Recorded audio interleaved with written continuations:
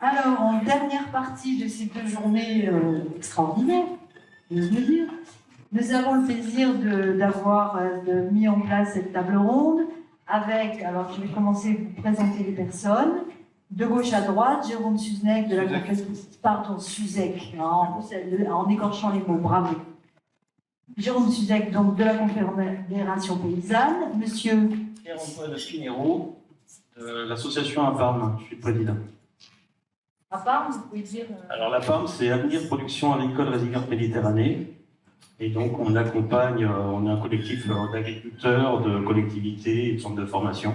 Et on accompagne les agriculteurs dans les cultures résilientes de demain. Voilà. André Trive.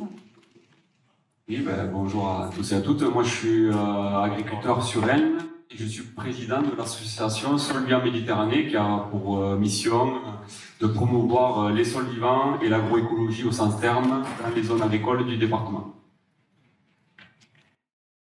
Michael Georget, de Rentrouvé, vigneron en polyculture et élevage sur les zones de Val-Espire, Ciré, sur une moyenne montagne agricole semi-aride. Je suis aussi, j'interviens aussi avec Marco Dalias aussi sur les architectes du vivant, sur le monde hydrologique du végétal. J'interviens sur plusieurs pôles aussi, sur aussi les BNPP avec l'INRA Grand Est Colmar et voilà, et l'expérience aussi sur couverts végétaux avec différentes plantes. Alors, les PNPP, c'est... Alors, c'est les produits peu préoccupantes, c'est tout ce qui est plantes, soigner les plantes avec les plantes. Alors moi je suis Christian Solé, je suis arboriculteur maraîcher sur la route des Alberts Saint-Genis, en bio. Je suis le président de l'interprofession bio d'Occitanie et je suis membre du bureau de la Chambre d'agriculture. Bonjour, moi je suis Mathieu Henry, je suis éleveur de brebis à Mentet. En bio aussi, je suis aussi membre du bureau de la Chambre d'agriculture et président du CIVA Bio. Alors nous n'avons que 2 micros, vous allez vous les partager, les faire circuler entre vous, et donc c'est en principe André qui va essayer d'articuler un peu tous ces échanges. Vous avez pas besoin de micro. Je vais juste me présenter moi aussi. Moi, je suis apiculteur en fait en bio sur toute la région et je représente la Confédération Paysanne et aussi une association d'irrigants pour justement avoir surtout le calcul de la ressource en eau utilisée selon les cultures et les élevages. Voilà. Donc, on va animer cette réunion. Moi, c'est un peu au pied levé, hein, comme a dit André. Bon, il faut envoyer là, parce que l'animateur n'est pas là. Mais bon, c'est un sujet quand même qui me tient particulièrement à cœur de cultiver l'eau, parce que c'est la thématique de ces 2 jours. Et je pense que notre prédécesseur a un dit long sur le sujet, notamment par sa qualité technique. Mais c'est vrai qu'aujourd'hui, il se passe pas mal de choses au niveau local. On est entouré de techniciens et d'agriculteurs un peu pionniers sur ces questions-là. Et c'est vrai que nous, au quotidien, on essaye d'avancer sur cette cause-là. On a bien compris que mettre en place des sols vivants, créer un paysage qui va permettre, entre guillemets, de créer de l'eau, refaire tomber la pluie, économiquement aussi c'est très intéressant pour les agriculteurs.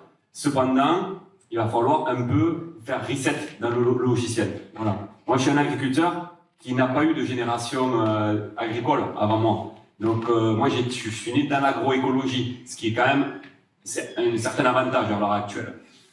Christian, peut-être tu nous en parleras un peu plus. Toi, tu n'es pas la première génération d'agriculteurs. Il a fallu que tu fasses un reset sur le logiciel. Comment ça se passe pour toi et quelle vision tu as? Et puis, on n'est pas là pour jeter la pierre sur les autres agriculteurs. On est là pour comprendre le monde agricole. La sécheresse qui s'est passée ces 2 dernières années a été dramatique. On a tous morflé, agroécologie ou pas. Donc ça, il faut vraiment se le mettre en tête. Mais on a eu quand même, en fonction de nos technicités, des points de résilience qui nous ont permis de conserver pour certains le chiffre d'affaires, d'autres pour tout perdre. Pour ma part, j'en ai perdu et j'en ai gagné. Mais ça, c'est une autre histoire. On en parlera tout à l'heure. On n'est pas là pour parler de mon exploitation. Mais peut-être commencer par les anciens qui ont de la bouteille et voir comment ça s'est passé pour toi, Christian. Alors moi je suis arboriculteur sur Saint-Gilles-Garonne, je l'ai déjà dit. Je suis avec un taux de matière organique qui avoisine les 3,5-4% sur mon exploitation. Ça veut dire que ça fait plus de 10 ans ou 15 ans que j'apporte de la matière organique dans mes sols et je mets des légumes et des arbres ensemble. Ils cohabitent ensemble. Pour des raisons de retenue d'eau, mais aussi pour des raisons de baisse des phytos. Je n'emploie pas d'insecticides. Je suis en bio, mais il y a des insecticides qui sont en bio, mais moi je ne les emploie pas. Mes arbres et mes légumes s'autogèrent. Ça fait une espèce de biodiversité qui permet une régulation dans le verger. Mais il faut au moins une dizaine d'années pour arriver à cela.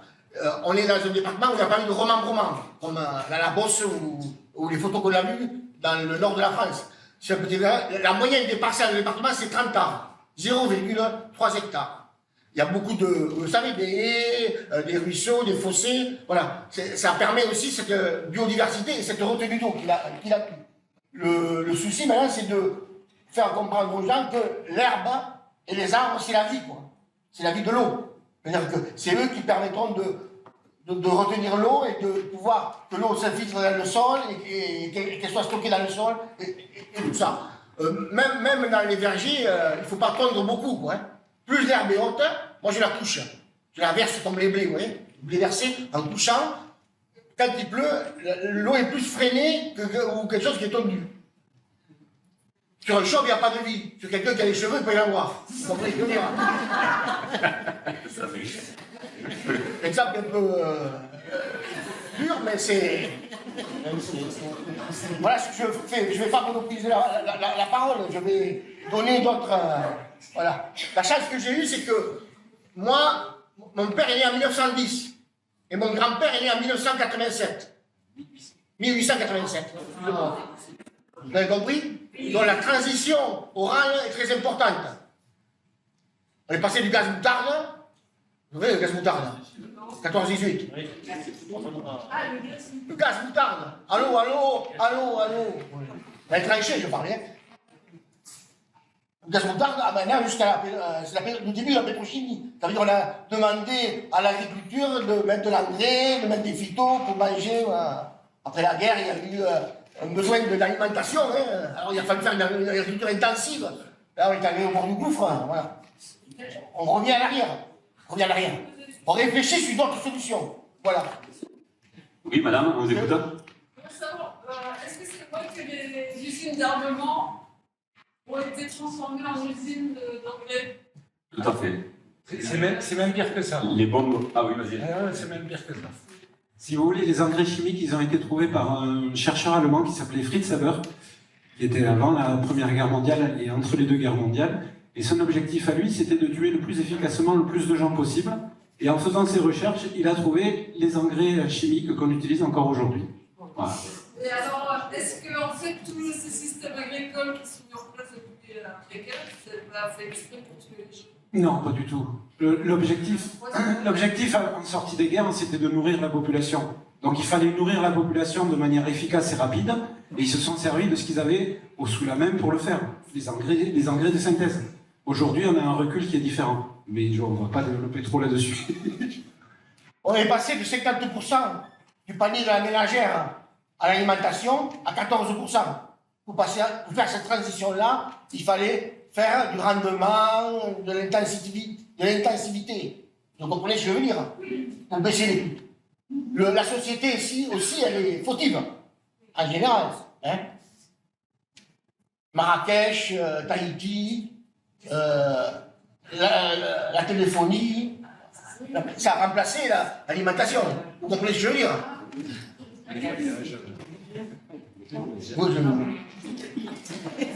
J'aime bien parce qu'avec Christian, on a toujours cette petite pointe d'humour dans des circonstances qui sont parfois dramatiques, mais comme quoi, on est là surtout pour parler, se donner de l'espoir, quoi. Se dire que bon, on peut changer les choses.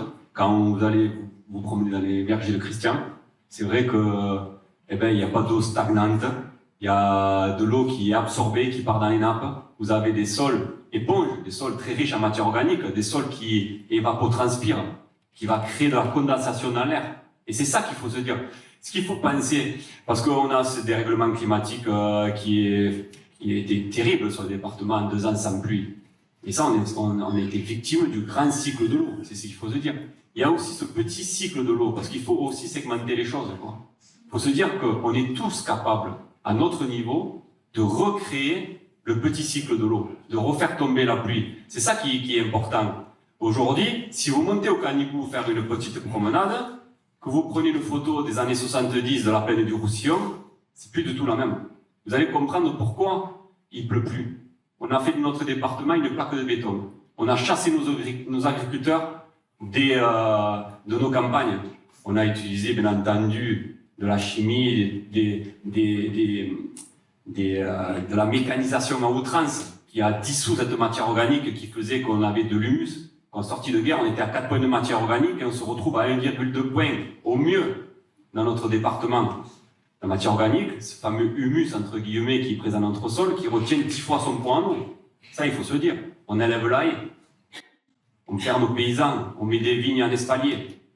Alors qu'à l'époque, vous avez des vignes en gobelet. Vous créez la forêt, le désert, la forêt, le désert, la forêt, le désert. C'est ça qu'il faut se dire. On perd de la végétalisation, on perd de la production de biomasse au mètre carré sur notre territoire. Ce qui fait que derrière ce fameux rochat du 15 août qu'on avait à l'époque dans notre pays catalan, qu'on savait que quand on était à la plage d'Argelès, il fallait se casser avant 5 heures, sinon on allait se prendre 20 mm, on allait prendre un seau sur la gueule. C'est fini ça. Vous savez, en fait, il faut savoir que ce nuage, et ça c'est les météorologues, les scientifiques qu'on a pu côtoyer dans notre association, où on est présent avec Christian et Mika, d'ailleurs d'amis à nous rejoindre parce que c'est une belle association qui avance sur ces questions de l'agroécologie. Vous avez ce fameux nuage, vous voyez, qui sont issus de l'évapotranspiration des massifs forestiers du Canigou, qui en fait, à l'époque, étaient alimentés par une végétation sur la plaine du Roussillon et se connectaient à la mer, et c'est là où ils tombaient les 20 mm. Au 15 août, ceux qui plantaient à l'époque les artichauts, ils étaient super contents. Tu prends 20 mm au 15 août, putain, hein, je peux te dire que tu peux rentrer à 7 heures boire l'apéro, tu vas pas se réveiller, c'est la pompe, elle marche ou elle marche pas, quoi, tu vois. Donc en fait, c'est ça qui est hyper important de se dire, quoi. C'est que on a modulé notre paysage, on l'a amené vers un état critique, qui fait que derrière, ce fameux nuage ne se recharge pas. Et donc aujourd'hui, on prie le bon Dieu pour que le grand cycle de l'eau nous amène de l'eau, notamment les dépressions qui viennent du Baléares. Et parfois, dans un dérèglement climatique mondial, parce qu'on a tous fait les cons, parce qu'on a tous surconsommé, parce que c'est comme ça, et on ne va pas se flageller aussi pour ça, on peut se dire que localement, on est capable, si on inverse la tendance, si dans ton jardin, au lieu de faire une terrasse bien bétonnée, tu arrêtes avec ton gazon ou ton béton et tu revégétalises. Donc il faut savoir que les jardins privés en France, c'est des millions d'hectares. Il faut y penser quand même. Si le long de nos routes, on arrête de faucher comme des cons et qu'on laissait partir la RNA, la fameuse régénération naturelle assistée, qu'on veut nous imposer de plus en plus dans le monde agricole, et c'est très très bien, il va falloir remettre de l'arbre spontané, parce que tout ce qu'on plante actuellement ne pousse plus, parce que les sols sont déglingués, parce qu'il ne pleut pas au bon moment, il faut laisser faire la nature faire, et bien il va falloir sortir, il va falloir encore changer ce logiciel, comme on en parlait tout à l'heure. Il va falloir qu'on se dise, allez maintenant, on va laisser aussi faire la nature, on va arrêter d'être interventionniste, parce que si on la laisse tranquille, elle va perdurer dans le temps. Mais là, on parle de la sauvegarde de la race humaine, quoi. Au niveau alimentaire, au niveau climat, au niveau de l'eau, c'est nos besoins fondamentaux. Donc, c'est vrai qu'aujourd'hui, il y a des phases on va dire, d'acclimatation. Il y a des nouvelles espèces qu'on peut faire venir. Et peut-être tu peux nous toucher un petit mot sur ces nouvelles variétés qu'on peut installer. Je vais mettre quelques petits mots sur ces nouvelles variétés qu'on peut installer, mais avant tout, je voulais simplement rebondir un petit peu sur tous les exemples, parce que sur le territoire, on a beaucoup d'exemples de gens qui ont pris un petit peu de l'avance, justement sur des cultures un peu résilientes, ou sur des méthodes qui n'étaient pas pratiquées sur les 50 dernières années, mais qui étaient pratiquées bien avant. Donc on n'invente rien, on remet au goût du jour des choses qui étaient pratiquées il y a 100 ans ou voire plus. Et on voit que ça fonctionne. Et on a quand même des pilotes, on a des vergers tests sur lesquels on a quand même une visibilité. C'est-à-dire on n'arrive pas en disant voilà, ça va fonctionner, peut-être. Non, on a quand même du retour sur notre territoire qui montre que ça fonctionne. Donc ça, c'est important important de le mettre en valeur. Et nous, on travaille au niveau de l'association, à la fois sur des cultures résilientes, c'est-à-dire au niveau pédoclimatique, au niveau des secteurs par rapport à l'hydrométrie qui existe encore, qu'on pourrait adapter. Voilà, on fait des tests, on met en place des arboretums, on met en place des pilotes, comme je disais, on met en place aussi des vergers tests, et ça nous permet d'avoir un petit retour justement sur les espèces qu'on pourrait implanter. Alors oui, là on a parlé sur les 2 dernières années, parce qu'on a planté beaucoup de pistachers, parce que le pistacher c'est une culture qui permet de fructifier avec 250 mm d'eau par an. Voilà, donc après il ne faut pas se tromper de variété, il y a plein de variétés de pistachers, des variétés qui ont besoin de 900 heures de froid, d'autres qui ont besoin de 300 heures de froid, donc en fonction des secteurs, on ne peut pas appliquer la même chose. Après, nous on travaille aussi sur des principes en agroforesterie, où on se dit diversification. Diversification, c'est dire on plante du pistacher, mais qu'est-ce qu'on peut mettre entre les rangs, parce que c'est une culture qui va arriver en production au bout de la 7e, 8e année, comme l'olivier, mais en attendant, qu'est-ce qu'on fait? Donc on implante, on teste. Il y a les arboretums, il y a les vergers tests ou les vergers pilotes. On teste d'autres cultures qui sont aussi des cultures résilientes. Alors on teste le jojoba sur Cléra, on va tester le vétiver pour faire du renforcement d'enrochement sur certains secteurs parce qu'il y a une demande pour ça. On va pouvoir tester aussi, parce qu'il y a déjà des tests, par exemple sur une plante qui permet de faire du latex, qui s'appelle le goyule, et on sait que ça fonctionne parce que ça fait 13-14 ans qu'elle a été implantée sur le territoire et elle pousse. Donc il y a peut-être une économie à faire là-dessus. Le pistachier, il y a déjà une filière qui est en train de se mettre en place depuis 5-6 ans dans le Luberon. On a déjà un support qui est déjà là pour justement dire aux agriculteurs, vous plantez, mais demain, vous allez pouvoir vendre, parce qu'on a déjà fait les études de prix et tout ça, donc il y a un retour sur investissement qui est intéressant sur le pistachier. Et après, on a d'autres cultures, comme le pavillon du Chichouane, qui a été testé sur le territoire, ou l'arganier. Mais l'arganier, c'est une culture en test. C'est une culture qu'on ne peut pas dire si ça va pousser ou pas, parce que c'est des plants qui ont besoin d'être mycorhizés. Alors on saura peut-être dans 6-7 ans si ça produit du fruit ou pas. Mais l'association est là via les arboretums pour tester tout ça et montrer si ça fonctionne ou pas, et éventuellement derrière proposer des itinéraires techniques en fonction des secteurs. Vous comprenez qu'aujourd'hui, les solutions elles sont complexes. On va penser à des nouvelles variétés. Mais on parle donc, comme disait Christian tout à l'heure, sol vivant. Mais aussi, je pense que cette transition, elle peut s'accompagner que si derrière, il y a une prise de conscience globale, s'il y a le consommateur qui va flécher. Aujourd'hui, on parle même pas de bio, pas bio, quoi. Aujourd'hui, on parle de pratiques agricoles qui doivent pousser au-delà du simple label et de se dire, bon, maintenant, je dois mettre en place un paysage résilient. On a un apiculteur avec nous. Je pense que les paysages résilients, je pense que tu peux nous en parler. Et puis je sais, donc étant président de la Confédération... Je suis pas le président, je suis juste membre de la commission eau. Voilà, mais aussi vous avez quand même un sujet fort aussi à la Confédération, c'est aussi le mouvement social qui doit accompagner l'agriculture de demain. Et en fait, voilà, c'est pour ça aussi que je suis venu, parce que je trouve ça très intéressant qu'une association citoyenne se soit emparée du sujet, parce qu'on a essayé de faire des choses, nous, en tant que Confédération paysanne, et le public n'était pas aussi nombreux. Donc franchement, je vous félicite. Et que nous, quand même, à la Confédération paysanne, c'est vrai qu'on a quand même une vision qui est plus sociétale de la chose. C'est-à-dire que la société civile doit s'emparer du problème, mais et des solutions. Nous, en tant qu'agriculteurs, on s'empare de solutions, comme vous avez bien entendu là, et c'est surtout pour pouvoir implanter le plus possible de paysans sur chaque commune, pour pouvoir avoir justement une résilience et surtout une robustesse des entreprises agricoles, pour qu'on puisse en fait pas s'adapter, voir dans le futur où l'on peut économiser de l'eau, mais aussi produire et économiquement être viable. C'est ça qui nous intéresse beaucoup. Et surtout, après, qui est le côté social dont tu parlais, André, c'est mettre en place la sécurité sociale de l'alimentation, où ça, c'est quand même un cheval de bataille qui va être long à mener, mais qui est très intéressant et surtout où on peut, en fait, grâce à la mise en place de cette sécurité sociale, on pourra installer des gens, installer des paysans sur les territoires, avec des nouvelles pratiques agricoles, sans bassines, sans rien, juste en fait en pratiquant du maraîchage sol vivant, parce que ça nourrit vraiment les gens. Ça nourrit vraiment des gens et ça nourrit beaucoup, ça produit énormément pour pouvoir justement aider et nourrir les gens. Mais c'est vrai que ça doit s'emparer aussi, vous de votre part, en tant que citoyens.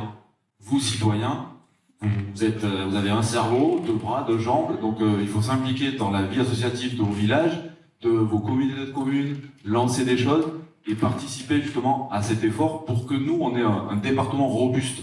C'est ça l'idée en fait. Qu'on soit pas juste... on ne demande pas de l'argent en fait. Nous, on demande, en tant que paysans, on demande juste à vivre correctement de notre produit, de notre travail. C'est tout ce qu'on demande en fait. Donc là, je rebondis un peu sur... Vous savez qu'il y a des échéances électorales qui arrivent en 2026. On est tous responsables de l'action qu'on peut mener sur nos territoires. Donc si on arrêtait de chouiner, mais moi c'est après midi, de chouiner dans nos coins et de passer à l'action. C'est ça. Moi personnellement, c'est ce que j'ai fait sur Elne. Je suis passé à l'action, je suis allé voir mon maire, je me suis mis sur sa liste, et poc à poc, on ne va pas révolutionner le monde du jour au lendemain, ça il faut en être conscient, mais c'est des pourcentages qu'on gagne chaque année, c'est des mises à niveau, c'est des personnes qu'on rencontre, et poc à poc, comme l'initiative que vous avez mis en place ces jours-ci, on met à niveau la population, et quand il y a une prise de conscience, on peut basculer. Mais c'est doucement que les choses vont se faire. Moi, j'ai envie de te passer la parole parce que du coup, président du Civan Bio, il y a des choses qui se passent au Civan Bio. Tu es éleveur, le pâturage tournant dynamique, ça doit aussi te parler. Pas du tout. Non, pas du tout. Allez, je t'envoie le micro. Désolé, mais le pâturage tournant dynamique, ça ne me parle pas du tout. C'est un mode de pâturage qui se fait en parc. Et moi, je garde les brebis. Donc, je ne travaille pas avec des parcs. Peut-être tu peux en parler pour ceux qui ne connaissent pas. Parce qu'au niveau national, c'est pas une solution. Donc, au niveau national, c'est peut-être une solution. Le pâturage tournant dynamique, c'est le fait de prendre des grandes parcelles, de les couper en plusieurs petits morceaux et de faire tourner les troupeaux rapidement, quelques jours par secteur. Et de permettre de fumer donc avec les crottes des animaux avant de passer à la parcelle suivante et d'apporter de la matière organique par le fait des animaux et d'avoir une rotation rapide. Mais bon, malheureusement, en haute montagne, on n'utilise pas ça. Avec les pentes et autres, il vaut mieux garder les brebis. Comme ça, on valorise des plantes locales et ligneuses qu'autrement, elles ne valoriseraient pas. Et sinon, par ailleurs, avec le Civan Bio, on fait de la recherche. Donc, avec notre centre d'expérimentation, on fait des tests de variétés. On fait aussi des tests pour voir la culture, comment elle se comporte sans eau, avec un petit peu d'eau, avec un peu plus d'eau. On a créé un groupe GI2E, donc un groupe d'intérêt économique et écologique, sur la vigne, pour justement travailler comme sur la vigne que vous avez vu dans la conférence sur les couverts végétaux. Donc de voir quel mélange de plantes on met entre les vignes, combien de temps on les laisse pousser avant de les coucher pour avoir l'effet le plus important, l'apport de matière organique, mais en même temps de couvert des sols pour éviter les échaudages quand il fait trop chaud. Donc c'est tout un travail qui est mené depuis quand même pas loin d'une dizaine d'années, et qui commence à porter ses fruits. C'est pas simple, parce que d'un terroir à l'autre, c'est pas les mêmes mélanges de plantes qu'il faut mettre. Et puis il faut lutter contre cette idée qu'on a en tant qu'agriculteur, que s'il y a de l'herbe, c'est sale, et ça fait concurrence avec les plantes. Mais il faut peut-être arrêter de viser la performance et viser la robustesse. Voilà ce que je peux dire là-dessus. Il y a tout plein d'autres initiatives, notamment en changeant les plantations qu'on fait, mais l'objectif c'est de tous avancer et on a tous des petites solutions qui nous permettent de trouver comment on va s'adapter, comment on va vivre ici et continuer à vivre sur notre territoire. Et peut-être commencer à enlever du béton, si on peut.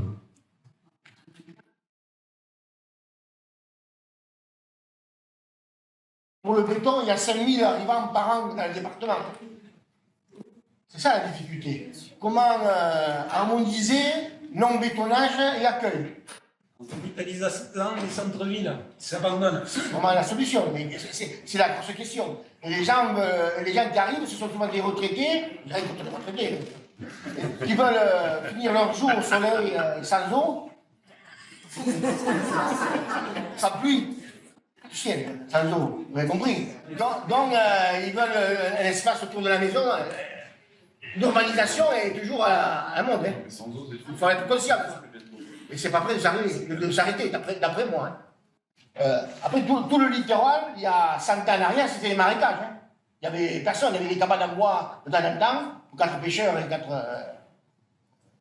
Il y a 38% de résidences secondaires. Je sais. Mais ça continue toujours à construire. Hein. Il y a une pression de la constructibilité importante.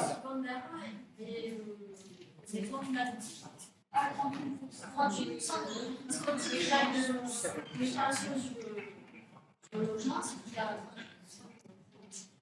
sur tous les logiciels, il y a pas Il y a ça, c'est vrai, mais la pression sur le foncier aussi, elle est vraiment impactante. Pour nous, en tant que paysans, pour installer des jeunes et tout ça, c'est vraiment très compliqué. On a vraiment des grosses problématiques de foncier parce que ça rapporte plus d'argent de faire marcher la machine avec du béton et du pétrole que d'installer un paysan, un maraîcher qui va lui prendre soin en fait de sa communauté autour de lui, quoi. Mais après, oui, il y a ça, mais c'est une activité économique qui est très importante aussi dans le département, le tourisme.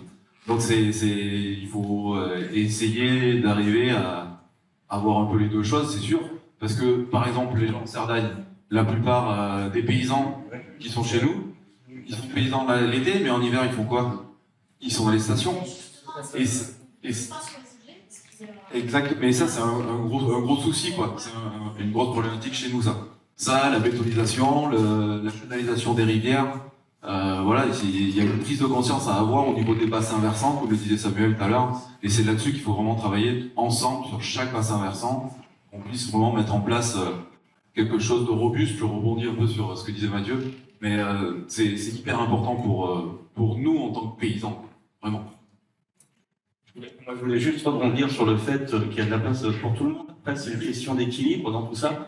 Et il y a certains secteurs qu'on peut revitaliser avec de l'agriculture, d'autres où on va pouvoir éventuellement recevoir des gens qui veulent venir à la retraite, passer des moments agréables au soleil.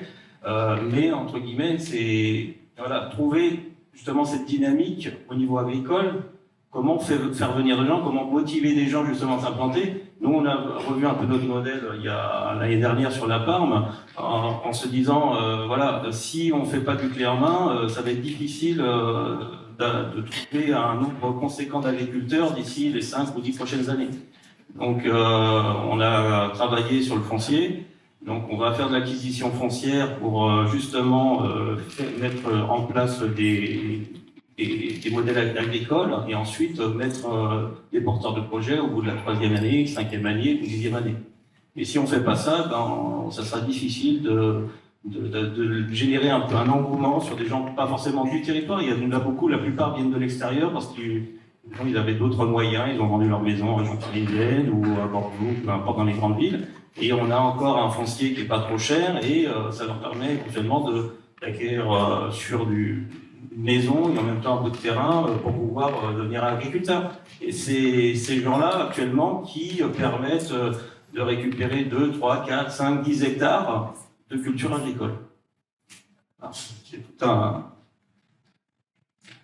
Oui, plus tôt pour la Ligue pour la protection des oiseaux. Oui. J'habite dans les Alberts, il y a un PAEN qui se met en place. Bon, j'ai été la Ligue pour la protection des oiseaux, vous savez, on défend la biodiversité, mais bien sûr, on n'est pas aussi, on regarde l'ensemble des problèmes, qu'ils soient économiques, sociaux, bien sûr. Le maire de Sorède a bloqué notre entrée, mais grâce à la commune de Saint-Gély, c'est pour dire que toutes les communes ne sont pas placées dans le cercle. On sera présent dans le PAEN. Donc nous, on est prêt à travailler avec les organisations professionnelles. Je voulais savoir votre position, sachant que l'ensemble des politiques, quels qu'ils soient, dans ce PAEN, les maires, ils avancent en reculant. Pourquoi? Parce qu'il y a les municipales bientôt, ils connaissent les propriétaires, favoritisme, clientélisme, voire un peu plus. Donc, c'est pas sûr qu'on avance dans cette direction pour la préservation des terres, des espaces naturels. Je connais bien le problème parce que je suis maire d'une petite commune. C'est vrai qu'en période électorale, beaucoup de choses vont être bloquées. Moi, j'ai pas cette mentalité-là parce que je suis une toute petite commune et que j'ai qu'une liste, j'ai pas d'intérêt politique derrière. Ma commune, elle a lancé un projet il y a 5 ans d'agro-pastoralisme. On a montré un peu l'exemple sur notre commune. Ça fait un peu boule de neige sur le massif de Boucheville, parce que je suis dernier village en haut de la face de Boucheville. Et c'est par l'exemple qu'on arrive à avancer. Après, ça va être une année morte, ça c'est sûr. 2026, ça sera une année morte pour les projets un peu comme ce qu'on souhaite faire. Mais à partir de 2027, ça va se rouvrir. Voilà. Je veux préciser, PAEN, parce que tout le monde sait peut-être. Plan d'aménagement environnemental naturel. Moi, je suis dans le PAEN de la Roque, les Alberts, 600 hectares. Le PAEN, après, celui de Calnoët, c'est le plus vieux du département. Voilà. Le projet, il est sur le massif des Alberts. qui est une zone très sensible, hein, à tous les niveaux. Sensible au niveau... Dans un PEN, c'est irrémédiable. Ça veut dire que la terre reste agricole pendant 30 ou 40 ans. C'est pour ça qu'il y a des pressions importantes. Parce que l'enjeu est énorme. Une terre agricole qui est autour de 50 à 2 euros le mètre carré, elle peut, si elle n'est pas dans le PEN, non, si elle est hors du PEN, elle monte à 100, 200, 300, 400, ça dépend du village que vous êtes. C'est pour ça que l'enjeu est important. Les communes définissent le conseil municipal de Saint-Genis, La Roque, ça a c'est fait. Saint-Genis, Saint-André, Palot, Argelès. C'est pas communal, on l'a Montesquieu, Villelongue, c'est pas le même.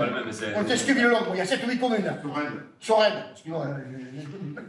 Alors, le conseil municipal définit une zone où il pourra construire, ou dans 20, 30 ans, il projette à la construire, et tout le reste dans la zone agricole. Et pour sortir la terre de la zone agricole dans un PEN, il faut un arrêté ministériel. Il y a un truc très compliqué à sortir. C'est pour ça que c'est difficile à mettre en place. Voilà. L'avantage du PEN, c'est là, pour l'agriculture et l'environnement, c'est la baisse des prix, la libération des parcelles, parce que les gens, quand ils ont un terrain, ils pensent toujours au loto. Vous savez ce que c'est le loto, hein? Pareil, ils croient qu'ils ont une fortune. Alors que dans un PEN, le prix descend à la terre agricole normale. Voilà le souci. Après, on voit qu'il y a des solutions, comme on l'a vu là au niveau législatif, qui sont en train de mettre en place. C'est un peu laborieux parce qu'aussi, des fois, le préfet, il faut qu'il actionne. Ça n'actionne pas, il y a les périodes électorales, ça aide pas. Après, surtout, ce qu'il faut savoir, c'est qu'aujourd'hui, il faut modeler le paysage. Et pour modeler le paysage, on a vraiment une personne aujourd'hui. Mais pour modeler le paysage, toi, tu l'as modelé parce que tu as récupéré une zone qui était à l'abandon complète. Mais vous allez voir ce que va raconter Michael, ce qu'il faut acquérir des compétences. Aujourd'hui, on ne doit pas être que paysan, on doit aussi être agronome, on doit être éleveur, on doit être céréalier, on doit être viticulteur, on doit être parfois maraîcher aussi. Je te laisse la parole. Merci André. Donc moi j'ai un œil différent de tout le monde, parce que moi je ne suis pas catalan, vous avez entendu l'accent. Moi j'étais parachuté ici en 2009, je ne sais même pas comment le parachuté arrivé ici, c'était juste mon instinct de dire bon il y a des choses à faire ici, bon on m'a appelé, du coup je suis arrivé ici. Donc moi je suis d'origine de la Loire, de Chinon, la Touraine, bon les châteaux de la Loire coule à flot. Donc voilà, chaque région a ses soucis, mais aujourd'hui les soucis sont un peu partout. Et puis mon constat que j'ai pu faire, parce que moi j'ai grandi là-bas, j'ai pu démarrer l'agriculture en fait depuis que je marche, j'ai compris que l'agriculture ça faisait partie de mon environnement. Mes parents n'étaient pas agriculteurs, mais ils faisaient partie d'une agriculture de souveraineté où l'agriculture servait pour manger. Avant tout. Après, beaucoup d'agriculture, on va dire vivrière, et l'agriculture paysanne que j'ai pu aussi démarrer à l'âge de 15 ans, où mes maîtres d'apprentissage n'étaient pas que vignerons, ils étaient aussi éleveurs, brebis, céréaliers, asperges, potagers, chasseurs, pêcheurs et un petit peu braconniers. Donc voilà, ça faisait partie comme le connu des anciens dans les villages. Les supermarchés, ils allaient juste pas acheter du papier toilette. Donc moi j'ai grandi là-dedans. Bien sûr, j'ai grandi aussi dans l'agriculture intensive. Je sais ce que c'est passer 15 heures sur une machine à vendanger, sur un tracteur, désherber. Donc j'ai pratiqué toutes les agricultures possibles et j'étais dans plusieurs régions de la France, jusqu'en Alsace. Et dans chaque région, il y avait des soucis. Et moi, j'étais vraiment sensibilisé dans chaque problème, parce que je ne sais pas pourquoi, quand il y avait un problème, j'étais hyper sensible là-dedans. Du coup, je ne comprenais pas pourquoi on le laissait de côté et on continuait à faire autre chose. On l'ignorait en fait. L'agriculteur, beaucoup ignore le problème, il est conscient. Et c'est vraiment dire comment humain on peut être inconscient du problème et en fait tous les jours il est devant nous. Donc ça, c'est un truc que j'ai toujours pas compris pourquoi. Donc moi, derrière, j'ai toujours été salarié, alors je ne peux pas engueuler mon patron, pourquoi tu continues à faire une connerie. Donc, mon constat, je le gardais au fond de moi, et puis en fait, je cherchais toujours où était le problème. Donc, à force de chercher, on rencontre des gens. Dans tout le temps, aujourd'hui, si je rencontre André, parce que j'ai cherché des choses, parce qu'on s'est auto-rencontré, c'est lui où il cherchait aussi des choses. Donc, en fait, on se rend compte en cherchant, en fait, ça m'a toujours plu de chercher. Du coup, moi, je suis arrivé déjà en 2006, quand j'étais en Alsace, le constat de 2003, il y avait une canicule, et malgré tout, maintenant dans la France, il y avait un constat de problème, et du coup, ce problème, il était irrémédiable. On savait, déjà, on changeait de cap, et à partir de là, j'étais conscient qu'on arrivait dans le problème il y a 20 ans. J'étais quand même assez inquiet quand même. Et j'étais vachement étonné en arrivant en 2009 dans le département qu'il y avait de l'attitude, mais pas aussi alarmant qu'on pourrait être alarmé aujourd'hui. Et pour moi, ça fait bien longtemps qu'on devrait être alarmé. Parce que quand même, il ne faut pas dire que la sécheresse, elle a été alliée depuis très peu. En 2009, quand je suis arrivé ici en département, quand j'étais arrivé, j'étais arrivé, on m'a mis 65 hectares de vignes sur 3 domaines à convertir et vinifier des vins plus propres, avec moins de poison. D'un coup, je suis arrivé ici et voilà, vraiment, j'étais parachuté et il fallait que je me débrouille avec peu de moyens et peu de moyens financiers dans le département. Et il faut savoir que les finances sont très peu pour les agriculteurs. Donc, le virage à l'agriculture, c'est pas évident. Parce qu'on n'a pas les moyens. C'est pas comme moi, j'étais dans des régions, on me dit, bah viens, j'ai 3 hectares et on change tout. Vous allez en Bourgogne, il n'y a pas de souci, on change du virage quand vous voulez. Mais dans le Roussillon, pour changer un virage, il faut être vraiment ambitieux et persévérant et un peu kamikaze quand même. Parce que quand vous loupez, vous loupez 2 fois et après c'est fini. Du coup, des beaux chelems que j'ai relevés, ça marchait parce qu'il y avait de l'humain. Parce que l'humain, en plus, il voulait changer de problème. Parce qu'en plus, il me dit, je veux être en bio et pas qu'en être en bio par conviction. Parce qu'il avait une petite dizaine d'années, ils étaient en retraite. Parce que la sensibilité, parce que ils ont perdu leur oncle, leur beau-père de maladie, parce que il y avait des produits qui sont touchés et par ignorance, et ils sont morts de ça. Du coup, ça, j'ai vécu dans toute partie de la France et j'ai vu ces constats-là. Du coup, j'ai changé ma méthode d'agriculture, de la chimie à la biologie, par l'humain aussi, parce que j'ai vu des gens tomber malades. Et ça, on l'ignorait encore. L'agriculture est continuée à traiter. Du coup, au bout d'un moment, il faut arrêter de kamikaze. Du coup, moi, j'ai toujours eu l'ambition de changer. Donc, il fallait que je change.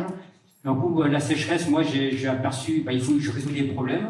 Donc, les problèmes que je ne savais pas résoudre non plus, mais il fallait qu'on recherche. Donc, quand je suis dans l'appartement, forcément, quand j'ai vu les sols ouverts, pas d'enherbement, je dis, bon, c'est un peu dommage de ne pas protéger. Donc, j'ai démarré tout de suite d'abord dans l'appartement, en 2009, à mettre des couverts végétaux. Et on essayait des choses tout simples. Et pour moi, il fallait au moins couvrir. Donc, les premières réussites.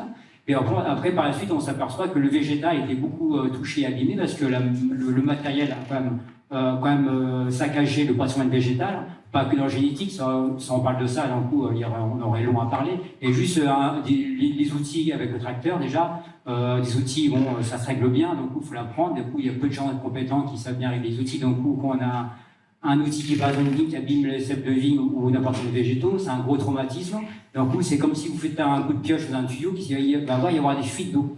Donc, il y a beaucoup de fuites aussi par les végétaux, dues aux méthanisation, dues à la taille mal étudiée, dire sévère. Donc, tout ça, j'ai fait aussi ces bêtises-là, je les ai fait. Donc, à partir de là, j'ai dit, pourquoi, comment éviter ces fuites-là. Donc, il fallait aussi comprendre qu'un végétal, c'est pas une pierre. À l'école, j'ai appris que le végétal, c'est une pierre. On ne l'observe pas, on le taille pour mettre à fruit, et c'est déjà c'est le principal. À partir de là, j'ai appris qu'en fait, le végétal était vivant, il avait des courants de sève vachement, complexes. C'est comme une horloge. Et donc, cette horloge-là, on ne l'apprend pas à l'école. Donc, il faut aussi persécuter un peu des choses. Comme dit André, il faut faire un reset. Donc, j'ai fait des resets plusieurs fois dans ma vie et j'ai pris aussi des claques par des personnes qui m'ont fait faire des resets automatiquement. Du coup, parce qu'on m'a dit, ce que tu fais, c'est de la merde. Donc, on m'a dit, il faut faire autrement. Donc, c'est dur parce qu'on croit savoir, et on te dit, non, c'est pas bon. Donc, là, j'ai appris plusieurs fois à payer la ligne. En fin de compte, maintenant, j'ai appris que c'est bien de protéger les sols, c'est bien de délimiter l'eau, mais il faut conserver aussi l'eau qui est acquise par la nature. Donc, j'ai appris à tailler plusieurs fois. Maintenant, j'ai appris tout ça pour y arriver. Alors, pour tout dire qu'aujourd'hui, je me dis, bon, allez, on pousse plus loin. Donc, j'ai aussi, comme tout le monde dit, la pression agricole, on a par l'urbanisation, j'ai un peu subi aussi, on fait toujours trop de bruit, on se lève trop tôt, on se couche trop tard. Donc, moi, je suis parti en zone montagne agricole, on va dire l'ancienne montagne agricole du Val-Espire, c'est sur le Ventoux, où tout a été abandonné il y a 30-40 ans. Parce que le tracteur, en fait, il a dominé le terrain. Donc, il faut du plat, il faut des grandes surfaces, où les zones de montagne sont perdues. Donc, nous, on a rouvert des milieux, environ 7 hectares, où on a replanté de la vigne, mais pas comme les autres. On a planté la vigne comme il se faisait il y a 150 ans. On plantait des pieds américains directement. On a planté environ 25 000 pieds de vigne américains, un peu kamikaze aussi. Je vous dis aujourd'hui, je vais faire moins de 20, donc j'ai planté un peu trop de pieds américains. Bon, tant pis. On les greffe sur place, comme on faisait les anciens. Donc on va aussi, on a fait grandir des pieds américains avec peu d'eau et aussi de la résilience parce qu'en fait il y a une autonomie de racinaire parce qu'il y a plus de réserves de sève. Ils vont aller beaucoup plus loin parce qu'en fait, vu qu'il n'y a pas de raisin dans les porte-greffes américains, alors on est obligé de greffer la vigne depuis le phylloxéra depuis fin 1980. Pour ceux qui ne comprennent pas pourquoi on plante un pied américain, on est obligé de greffer aujourd'hui à cause du phylloxéra. Et à partir de là, on greffe les cépages ici. Tous les cépages, je me dis, tant qu'à faire, on est en Catalogne.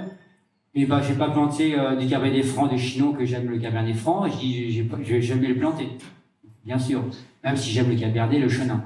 Donc, je vais planter plus forcément les Malvoisie, les Carignan, les Grenaches. Les Grenaches, je me contente juste ce qu'il y a dans la région et dans le département, et le département un peu voisin, la Catalogne du Sud. Là aussi, on peut se touriser aussi. Et donc, à partir de là, voilà, pour moi, je fais juste des choses logiques. Je ne réinvente pas l'agriculture. C'est juste, je fais des choses logiques qui soient durables. Donc, les vignes qui aujourd'hui, qui est une plus vieille vigne que j'ai pu aussi travailler, ils avaient 140 ans, et en fait, c'est dans ces méthodes-là qu'ils avaient.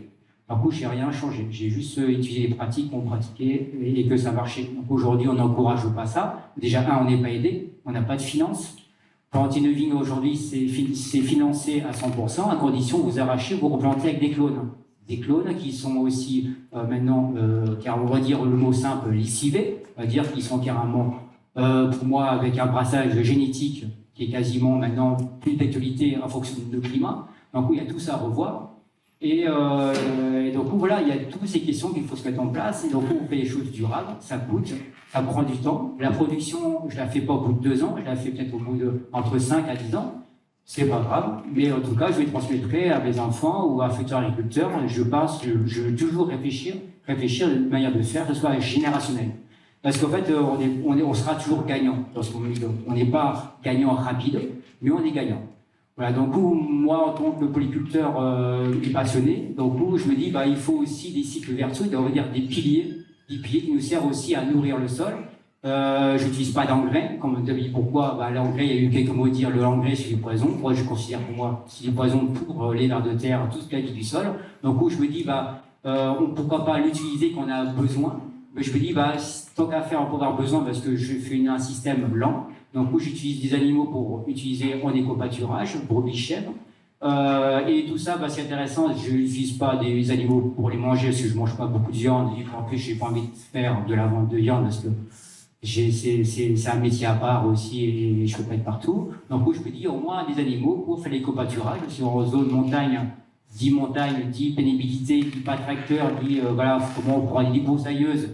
On en fait des broussailleuses, on en fait plein. Mais par contre, on a un peu marre. Donc ça fait du bruit, ça consomme et voilà. Donc pour moi, les animaux, c'est un grand aide.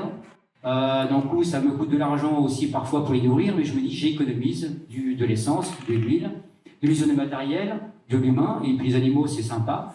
Je vous dis, il faut toujours des petits derrière, il y a toujours, on a des mâles et des femelles, donc ils font des petits, donc il faut manger un petit peu, donc on fait un peu d'agriculture de subsistance, mais pas du veillard non plus, ni du commerce, mais voilà, on mange un petit peu de viande qui vient de chez nous. Donc un peu de lapin aussi, les lapins de chair que j'ai toujours élevé avec mes parents, parce que voilà, ils ont été éleveurs de subsistance.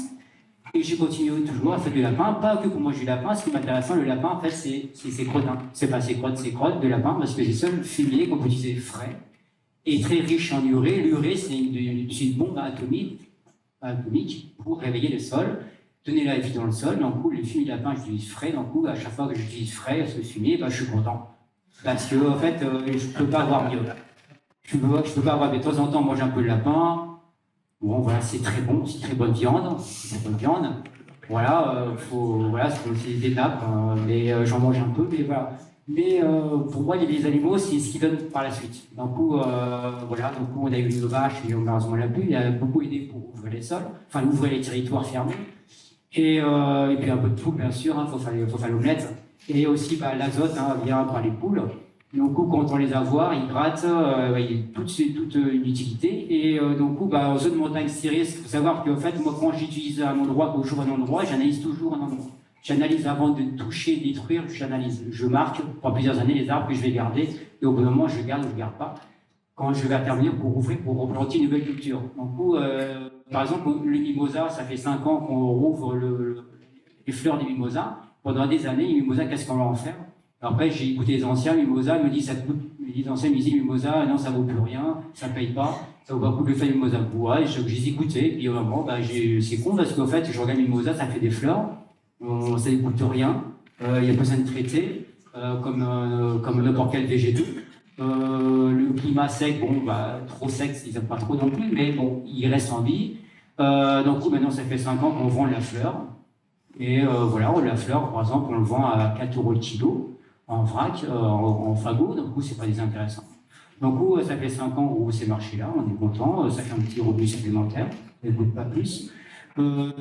Par exemple, tout ça, là, s'il me vient spontanément, la figue de Barbarie, ça pique. Quand on vient de la Loire, la figue de Barbarie, on regarde à côté, c'est quoi ce cactus? On a envie de l'enlever, mais c'est figuier de Barbarie qui a à peu près 40 ans, qui était planté par les anciens. Donc on a mis 2-3 ans à la regarder, faire tomber par terre. Qu'est-ce qu'on va en faire? Si on regardait comme un truc bizarre, c'est quoi ces fruits? Et puis au final, ces fruits-là, ils vont faire quelque chose, quoi, c'est un peu dommage. Du coup, maintenant, on en fait des vinaigres, on en fait des coulis. Alors maintenant, j'ai vu les raquettes de figue de Barbarie, c'était très chiant parce qu'en fait, ça pousse très vite. C'est une plante, mais qui est envahissante, la figue de Barbarie. Donc, qu'est-ce qu'on va en faire? Cette plante envahissante. Alors maintenant, par exemple, au niveau pour les animaux, le lapin, par exemple, ça fait 3 ans, mais les lapins, ils boivent plus d'eau. Ils boivent que de l'eau du végétal, c'est-à-dire c'est une eau qui est régénérée. Et donc, en temps avoir l'eau générée, en fait, c'est une eau nouvelle qui vient de la plante. C'est un peu comme de l'eau qui est condensée par une plante et qui est bu par un lapin ou un n'importe quel animal, il ne peut pas être malade. Nous aussi, on se peut malade, on ne peut pas boire des gouttes microscopiques sur une plante.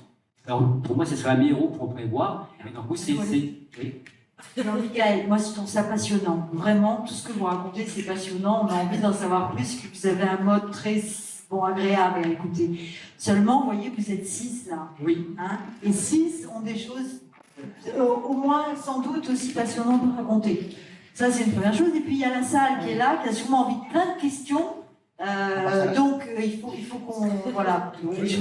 Mais moi, personnellement, ce qui m'intéressait, c'était de vous en demander plus, mais vous le direz peut-être tout à l'heure, sur ce que vous avez trouvé de nouveau dans la coupe, parce que vous m'avez dit des choses au téléphone qui sont passionnantes, sur la taille de la vigne, et pour que la vigne garde son eau. Mais pas tout de suite, il faut que ce soit un de vos copains qui parle maintenant.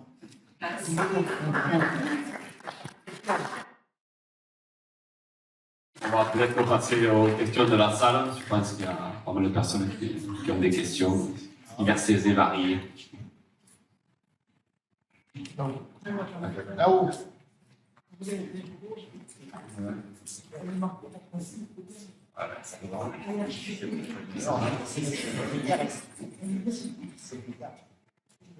Merci en tout cas déjà, pour commencer, pour tout ça. Ça fait réfléchir. Moi j'ai une question mais pas simple. Et comment on fait, vu la situation, le système ne veut pas vous aider, comment on fait pour vous rejoindre en fait? Si on a envie d'être paysan, mais il n'y a pas vraiment de possibilité. Comment on peut vraiment le faire? J'ai pas d'audace pour acheter un terrain, tester des choses, j'ai pas les compétences. Et en fait, on a envie de vous rejoindre, mais ça bloque. Voilà. Au début, tu peux déjà devenir ami de la conf, et puis tu peux participer à tous les trucs de la Confédération paysanne et tu vas apprendre des choses. Mais sinon, après, tu as des gens comme Terre de Liens, Prades, là, qui peuvent t'aider à monter une entreprise agricole. Et puis, tu as le lycée d'agriculture, le lycée agricole qui est là et qui te formera pour justement toutes ces techniques. Ils sont eux aussi en train de voir un peu des formations un peu différentes et c'est en train de bien évoluer aussi de leur côté. Donc, en fait, on est tous obligés de le faire, vraiment. Toi, t'es juste un citoyen qui peut s'impliquer, mais on est tous obligés on est tous dans le même bateau, quoi. Donc voilà. Après, c'est vrai que pour moi, les solutions, elles sont au niveau des bassins versants, vraiment. Quand on aura pris conscience que nous, agriculteurs, en fait, et même citoyens, la rivière en bonne santé, c'est des humains en bonne santé, en fait, ça pourra amener quand même beaucoup d'économies. On pourra tous vivre dignement notre métier et pas juste penser à la rentabilité à la sortie du champ, quoi. À la robustesse des entreprises. C'est tout ça qui est vraiment hyper important, je trouve. Et ça, oui, il faut te renseigner, hein, mais je pense que tu pourras trouver, tu veux te lancer dans l'agriculture, on t'accueille à bras ouverts. Hein. On manque de beaux d'hommes. Hein. Et pour faire des stages aussi. Oui, pour en revenir un petit peu à l'idée, c'est sûr que voilà, tu peux t'engager au sein d'une association déjà pour aller tester, participer éventuellement à des chantiers participatifs, des choses comme ça, ou simplement s'impliquer lors de réunions et mettre un petit peu ta position sur la table aussi par rapport à tes idées. Voilà. Et après, les centres de formation, l'agricampus, comme il disait, ou après d'autres types de formation, micro-formation. Ça dépend de ce que tu veux faire ou ce que tu souhaites faire. Il y a l'INRA aussi. L'INRA. Ça peut bien pousser. Et ce soir, si tu rentres à la maison, tu allumes Internet et tu tapes vers de terre production ou maraîchage sur le vivant et tu vas avoir des milliers d'heures de visites de ferme, de techniciens, enfin, c'est assez exceptionnel. Moi, c'est ce qui m'a mis le pied à l'étrier. Je n'aurais pas rencontré ce réseau-là. Aujourd'hui, je suis président du réseau maraîchage sur le vivant en France. Mais moi, c'est mes prédécesseurs qui ont mis tellement de connaissances sur Internet et du pratico-pratique, parce que du blabla et des conneries, on en a à tous les coins de rue, tu vois. Mais là, vraiment, on rend le pratico-pratique et vraiment, on est dans un métier agroécologique et tu vas trouver sur les chaînes YouTube Vers de Terre Production, aussi bien des apiculteurs que des éleveurs, que des arboriculteurs, des viticulteurs. Je pense que ça peut t'inspirer. Et puis après, petit à petit, comme tu disais, faire des stages, l'agricampus. Et puis, il ne faut pas avoir peur d'être aussi autodidacte. Hein. Christian, il cherche tous les jours, Mika, il cherche tous les jours, moi, je cherche tous les jours, les collègues, ils cherchent tous les jours. On fait des conneries, c'est pas des erreurs, c'est de l'expérience qu'on va acquérir et peu à peu on va avancer. Et je peux te dire qu'on en a fait pas mal de conneries. Donc, si tu veux venir nous rencontrer, on aura défriché quand même pas mal de territoires et on pourra te transmettre parce que nous aussi, on a envie de transmettre. Et plus ce territoire va devenir agroécologique, plus il y aura de résilience, plus nous on sera résilients, plus économiquement ça tiendra la route et plus on arrivera à créer le monde dans lequel on veut évoluer. Voilà, tout simplement. Et je rajouterai juste que tu n'es pas obligé d'être propriétaire pour être agriculteur. Oui, voilà. Il y a le fermage. Il ne faut pas se bloquer avec la propriété foncière. On est plusieurs à avoir des terres à location. Hein. On a que ça. C'est vrai de l'agriculture. Voilà. Il y a 80 000 hectares de friches dans le département. Hein. Ouais. 80 000 hectares. Et ça va continuer parce que l'arrachage des vignes est en train de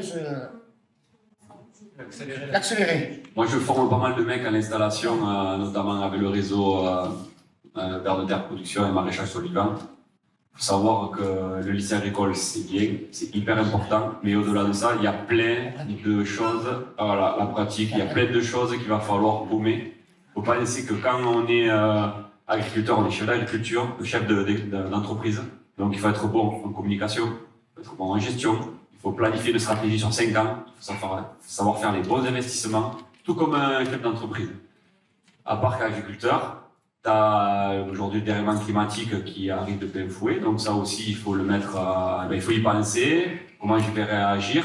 Si tu te dis, bon ben moi je vais partir sur des pratiques dites conventionnelles pures et dures, tu vas prendre un carton, quoi, tu vois. Bon, à mon avis, c'est pas ce que tu souhaites faire si tu es là aujourd'hui, mais voilà, il faut vraiment comprendre que l'agriculture, pour qu'elle soit résiliente, et notamment le chef d'exploitation, il va falloir qu'il ait plusieurs cordes à son arc. Donc, prendre du temps, prendre de la formation, imprègne-toi de ton territoire. Voilà, c'est pas obligé de se mettre la barre trop haute quand on veut changer de taf. Moi, j'ai vu beaucoup de néo-ruraux qui sont arrivés ils veulent changer les choses, ils aspirent à autre chose, et cette nouvelle aspiration peut devenir leur pire cauchemar. Parce que derrière, ils n'ont pas appréhendé plein de facettes de cette transition. Donc, il faut vraiment que tu prennes ton temps. Si tu es surdoué, que tu vas vite, ben, franchement, top, quoi. Mais n'hésite pas à venir nous rencontrer. Nous, on est tous ouverts sur la chambre, la conf, les agriculteurs indépendants, les associations, voilà. On transite poc à poc tous dans la même direction.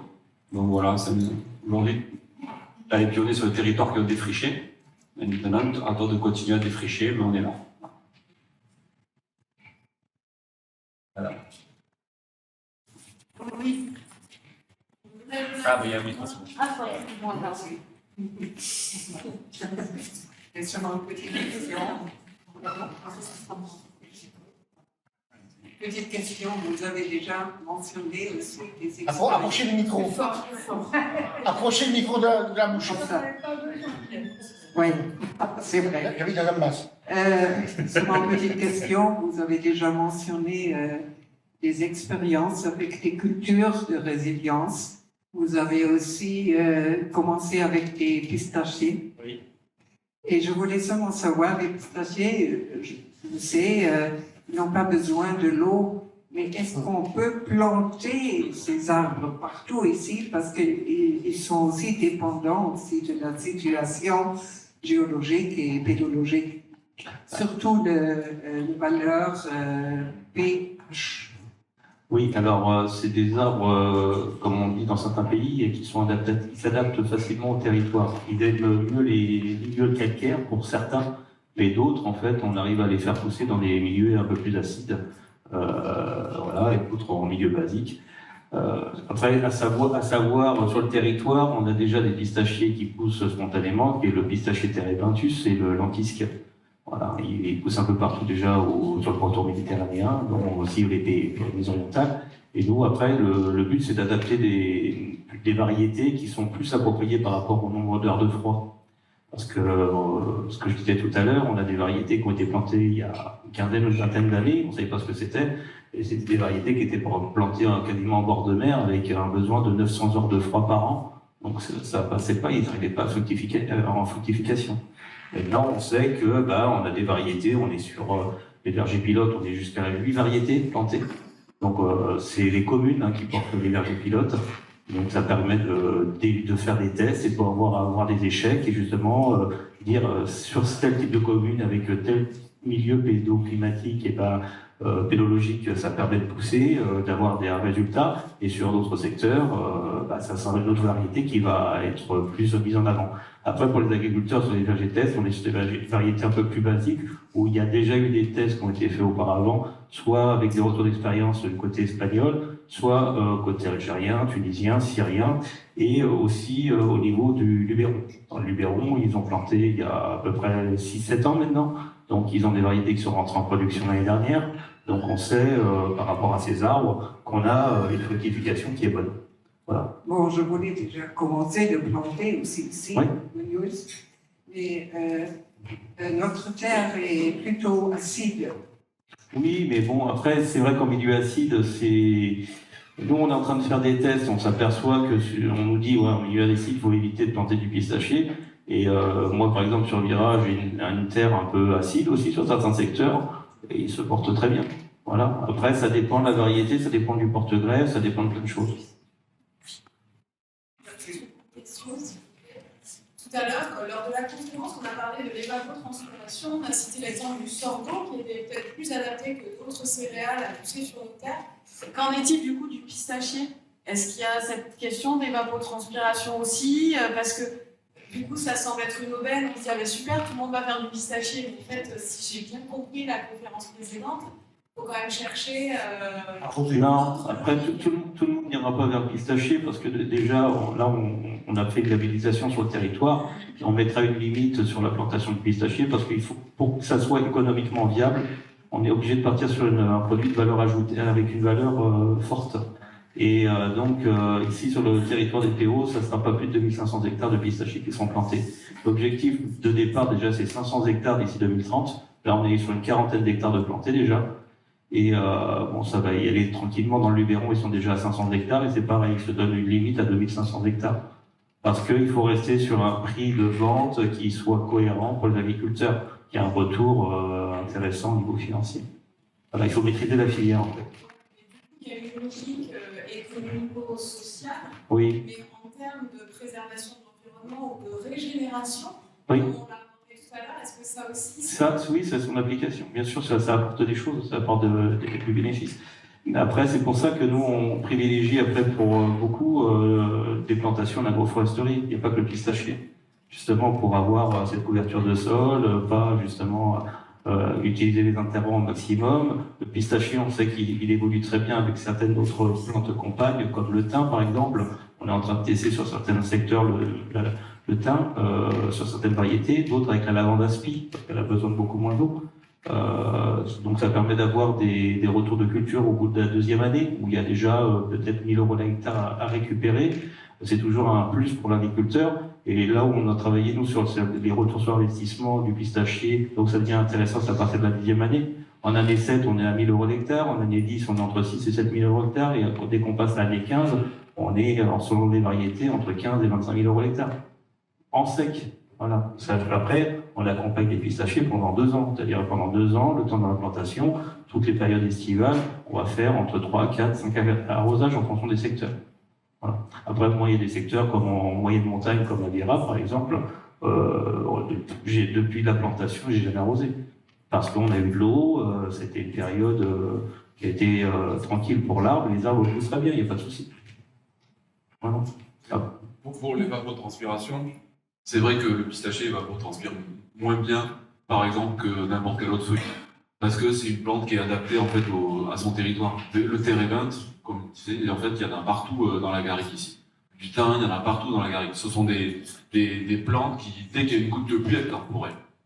Voilà, pour elles, pour faire la fleur, pour C'est vrai que l'idée d'avoir aussi de différentes variétés, de pouvoir planter soit des haies différentes avec, je ne sais pas quel type, mais d'arbres. Par exemple, il y a Arbre et Paysage qui travaille bien.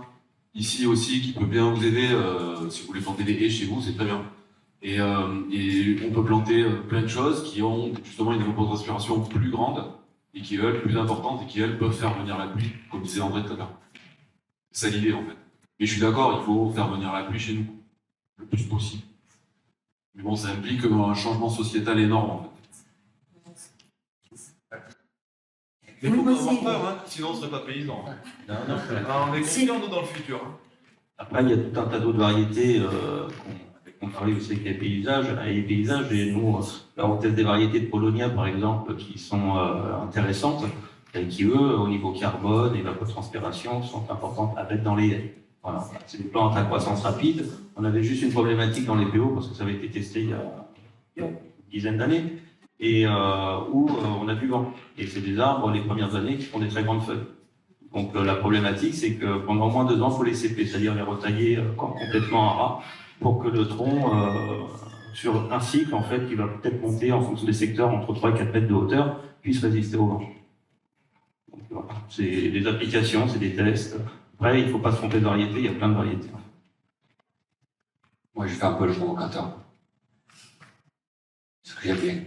Vous savez qu'un hectare de maïs évapore autant qu'une forêt de 30 ans. Est-ce que le maïs est une problématique pour l'eau dans le monde agricole? Oui. Eh bien, je pense que le problème, c'est le support sur lequel pousse le maïs. On serait sur un sol vivant, avec des variétés bien adaptées qui ne poussent pas trop au cul le maïs. Eh bien, peut-être qu'on évapotranspirerait, qu'on nourrirait bien l'homme, pas obligé de faire du maïs que pour donner à bouffer aux animaux. Et peut-être qu'on s'en sortirait mieux. Une réflexion à avoir. Je pense qu'il ne faut pas être tranchant sur toutes les thématiques et pas prendre en grippe une plante. Il faut voir son système global dans lequel il évolue. Peut-être qu'il y a d'autres solutions à envisager. Voilà. Mais ça vaut énormément d'eau, non, le maïs? Énormément, puisque ça ne va pas transpire. Tout dépend de la matière organique qu'il a le sol. En fait, c'est le sol qui fait tout. Et les haies qu'il y a autour. Oui, on nous a enseigné quelque chose il y a 2 heures. Hein. C'est vraiment un système qu'il faut voir. Tu vois, là, sur la question du maïs, on va aussi bien parler de la consommation de viande humaine. C'est un premier point.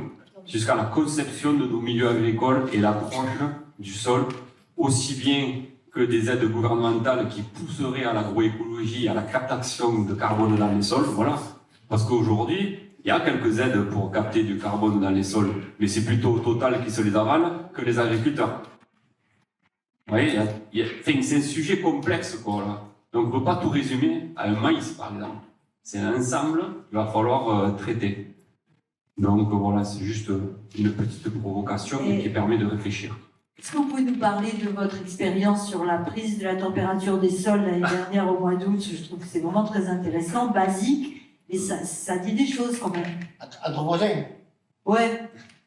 D'ailleurs, on s'entend bien, mon voisin. Je tiens à le dire, je ne suis pas dans le clivage Absolument, on s'entend bien et d'ailleurs, ça l'a fait rebondir sur certaines choses. Donc, on avait fait des captations. Bon, moi, il faut dire que j'ai démarré, comme je vous dis, j'ai pas une pression familiale qui m'imposait à me dire qu'est-ce que tu fais, t'enherbes tes champs, tu ramènes la matière organique. Voilà, moi, j'ai pas été pointé du doigt dès le début. Moi, j'ai des collègues qui me disent, mon grand-père, il va me crever si je fais ça, quoi. Donc, ça, il y a le monde agricole, c'est très patriarcal aussi, quoi. Il faut vraiment, il faut bien le réfléchir, quoi. C'est un mammouth qu'il va falloir déplacer, tout doux. Ouais, moi, dans les premières années, je suis un peu, j'ai installé dans le département arbre et paysage. C'est moi qui l'ai lancé. Aujourd'hui, le président, c'est Frédéric B, qui est un super agriculteur en agroécologie au niveau des agrumes sur Argelès-sur-Mer, au top. Mais je peux vous dire qu'au début, ça n'a pas été facile. Hein. Je me suis frité avec les collègues de la Chambre, je me suis frité avec la région, je me suis frité avec l'ensemble de tout le monde. Au final, on s'adore, parce qu'on est tous autour de la table et aujourd'hui, il n'y a aucun problème. Mais dans un premier temps, ça n'a pas été facile, quoi. Donc, une fois que tout ça, on a mis en place, on en vient à cette fameuse, tu as dû voir cette fameuse zone interdite sur M6 l'année dernière, où on a mis les sondes dans le sol, où tu l'as vu sur Facebook. Mais tu l'as vu quelque part. Je l'ai vu, tu l'as raconté à l'université de Perpignan. Voilà. Ben, en fait, ce qui se passe tout simplement, c'est comme je disais tout à l'heure, on a dans mon jardin, tu vas venir, tu vas avoir des zones maraîchères où il y a à peu près entre 13 et 18 points de matière organique dans le sol. Il faut savoir que quand on est sorti de la guerre, on était à 4 points. Chez moi, tu vas être à 4 tonnes de vers de terre à l'hectare. Sorti de la guerre, tu étais à 3 tonnes. Aujourd'hui, tu es à 200 kg hectare. Ouais, donc des indicateurs agronomiques forts. Attention, quand j'ai démarré, j'étais sur un hectare 6. Allez demander ça à un gars sur 150 hectares, il va piloter autrement. Bien qu'aujourd'hui, il y a des solutions pour augmenter le taux de matière organique sans pour autant amener des quantités de matière organique comme ça, exogènes, importantes. Mais voilà, ce qu'on a remarqué chez moi, ce jour-là, il faisait 32 degrés. On était à 9h du matin, c'était l'année dernière. On prend les sondes. Sous l'agroforesterie, on était à 28 degrés. Dans la zone maraîchère, on était à 30 degrés. On est parti chez le collègue d'en face, un 15 hectares d'un tenant, où il y a eu un précédent d'artichaut. Tout était labouré en attendant la prochaine culture qui replante tout autour du 15 août. On devait se retrouver, on devait être à peu près à la fin juillet. Et bien là, on se retrouve avec une température de l'air de 32 degrés, hein, parce qu'on a juste traversé la route, la température de l'air n'avait pas changé, mais on se retrouvait avec un sol à 35 degrés. Donc ça veut dire que pour créer des dépressions, pour créer de la pluie, il faut une masse d'air chaud, une masse d'air froid. Et sauf que là, en fait, ton sol, c'est un radiateur qui continue à renvoyer de la chaleur. Donc si on ne végétalise pas, on ne peut pas recréer ce petit cycle de l'eau. De même que des petites choses qui sont parfois anodines, mais un lierre, par exemple. Un lierre, tu vois, le lierre, c'est dégueulasse, machin, c'est ça. Eh bien, le lierre, faites pousser du lierre. Le lierre, vous mettez des sondes, vous allez vous rendre compte qu'un lierre évapotranspire 3 mm par nuit. Vous voyez? C'est une super plante mellifère. Et ouais, c'est la dernière de la saison. C'est la dernière de la saison qui est nickel pour calmer les ruches pour l'hiver. C'est très bon pour les oiseaux. Et donc, il pleut pas physiquement, bon, pas de l'eau tombée, mais à la fin de la semaine, on a 21 mm qui est tombé sur notre parcelle. 21 mm, c'est le rouchat du mois d'août. Et ça relancera le cycle de l'eau poc à poc. Après, quand on en aura trop, bon, ben, on les mettra en bouteille, on montera une usine viande, par exemple. Ouais, déconne. Mais non, mais voilà, c'est ça le truc, c'est que on peut créer de l'eau.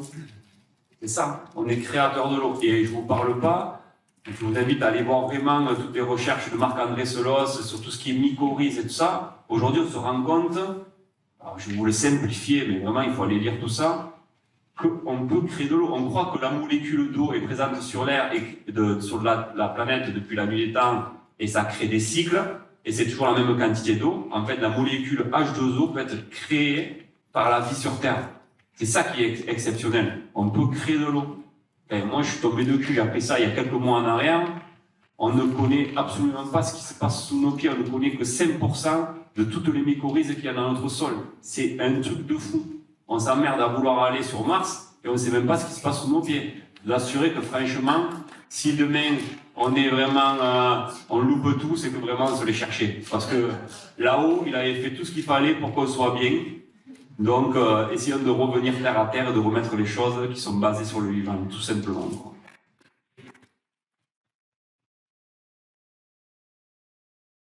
Du coup, il faut savoir sur le lierre, on a le lierre qui est assez. On n'aime pas trop, c'est le lierre grimpant qui est assez invasif. Du coup, il y a un autre lierre, c'est le lierre de Bélancourt. Et à Bélancourt, c'est un lierre qui vient d'Algérie. Et du coup, ça justement avec Alain Canet, Conrad Schreiber, on va l'étudier cette année, on va planter là dans les vignes. Et on est un pépinière qui nous en prépare. On est 10 en France à mettre ce projet. Donc, on va planter 200 dans les vignes. Et donc, on va un retour là-dessus. Et moi, j'ai fait une analyse depuis un petit moment sur le lierre grimpant ou un peu pénible, sur des vignes qui étaient mal droites, qui étaient laissées parce que la personne aimait bien la nature. Donc, moi, j'ai hérité ça de ces vignes-là. Du coup, j'ai laissé ce lierre-là. Et effectivement, dans le milieu du rang, où forcément, au plein soleil, quand il fait très très sec, plus au moment où il a fait les grosses sécheresses, j'ai pris des photos, j'ai tout en témoignage. C'est que dans le rang, c'est vraiment sec, c'est vraiment où on ne rentrait pas un clou. Tellement il n'y avait pas à tomber d'eau. Et en dessous de lierre, c'était mouillé. C'était mouillé, comme si j'avais arrosé. Du coup, c'est hyper intéressant. Du coup, oui, c'est le lierre, c'est effet concurrent, mais c'est pas une concurrence, c'est un accompagnateur. Mais il faut être pragmatique. C'est peut-être, voilà, je ne dis pas qu'en fait, il y aura un partage, il n'y aura pas des rendements de 100 hectares. Mais c'est pas grave, mais en fait, la vigne il y a une micro-irrigation grâce au sol lierre. Donc, nous, on va expérimenter avec le lierre de Bélancourt, qui est vachement intéressant. Et là, ça marche très bien. Donc, dans les sondes, on a déjà mis jusqu'à 20 cm. C'est vrai que même au niveau analyse, c'est pas évident d'analyser l'eau dans le sol. Mais en fait, même malgré les sondes, au niveau scientifique, moi, il y a toujours à boire et à manger. Je suis pas toujours.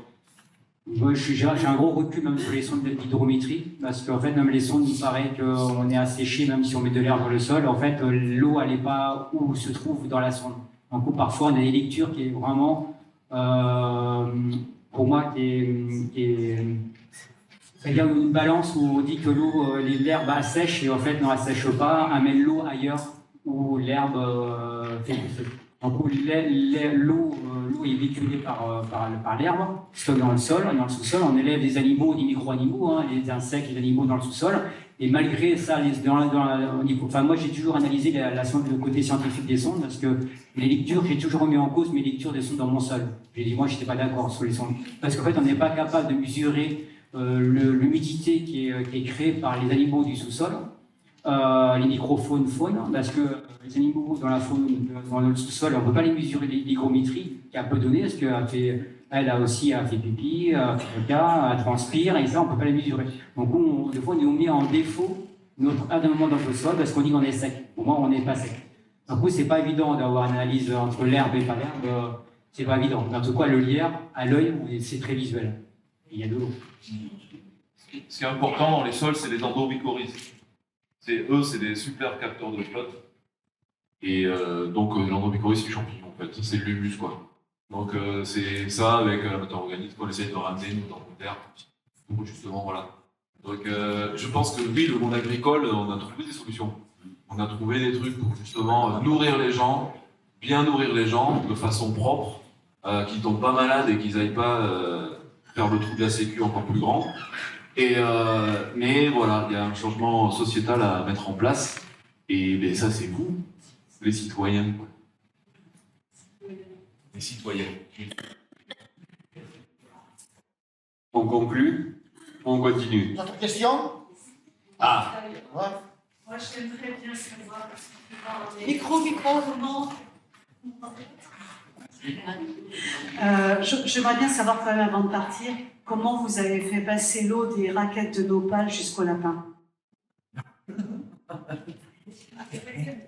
En fait, le Nopal, les raquettes, ils sont riches en eau par aspiration d'eau atmosphérique. C'est pour ça qu'il ne faut pas avoir de l'eau dans l'atmosphère chez soi, parce qu'en fait, pompe l'eau, mais redistribuer à côté d'un coup, il faut avoir une équipe, c'est pas qu'il disait tout à l'heure. les plantations de pistachés, sans mettre que ça, il peut y avoir un problème. Donc c'est pour ça qu'il y a comme un partage à faire. On sait qu'il prend l'eau d'atmosphère, il stocke dans les raquettes, qui dirige en eau, et pas que ça, parce qu'en fait, il prend tous les éléments. Et donc, les raquettes, quand les raquettes sont mangées par les lapins, en fait, hydratent l'eau des raquettes, c'est-à-dire qu'il y a un peu sur une eau qui est hydrolysée. Donc, c'est quantitatif, c'est-à-dire dans cette carafe, en fait, avec un fond, c'est hydrolysé, ça fait un fond de sauveur.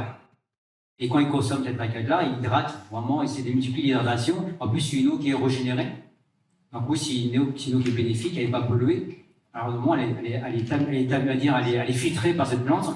Et maintenant, même en prophylaxie, c'est-à-dire que le lapin, j'ai plus de maladie, j'ai plus de mortalité, j'ai plus de colique. Donc c'est bénéfique. Voilà, ça veut dire que c'est un médicament en même temps. C'est pour ça que... Un médicament. Un médicament. On va s'habituer. Donc si quand on le consomme, on va dire le liquide, on va dire l'hydrate.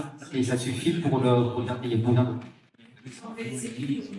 Il n'y a pas besoin, en fait, le lapin, il n'a pas besoin s'il a un cuir qui est vachement épais. Et le lapin, c'est son terrier, à l'origine, c'est le roncier. Alors pour le lapin, il n'y a pas de souci pour les épines. Des stages en Cerbère au sujet des cactus, hein, avec François Martin, Cannes des Crèches, et il y a des stages où on apprend à cuisiner, à faire des jus, à faire des cactichons, c'est comme des cornichons, avec les nopales de l'année, et plein d'autres choses très intéressantes, de la farine, du café, etc. Ouais. Plein de choses intéressantes, voilà. Il y avait une productrice de cactus, non? Ouais. Dans le secteur? Ouais. Et sinon, à Cerbère, il y a François quoi, et Valentin, qui ont une association. En plus, les cactus, c'est intéressant contre les feux. D'autres questions?